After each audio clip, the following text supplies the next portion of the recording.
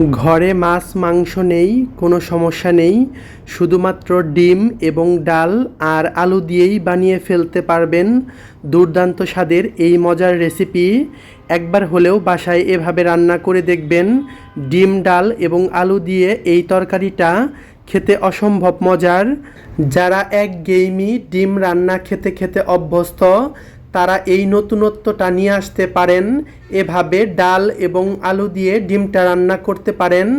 আর যেহেতু ব্যাচেলরদের প্রধান খাবার হচ্ছে ডিম, আর আমি মাঝে মাঝেই এভাবে ডিম রান্না করি, একটু ভিন্নতা নিয়ে আসি।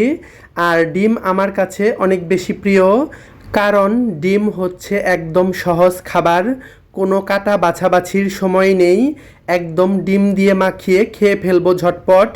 তো আমি আজকে এভাবে ডিম এবং ডাল রান্না করেছি। দেখতেই পাচ্ছেন তরকারির কালারটা ঠিক কতটা লোভনীয় হয়েছে, আর খেতেও মাশাল্লাহ অনেক বেশি ইয়াম্মি হয়েছিল।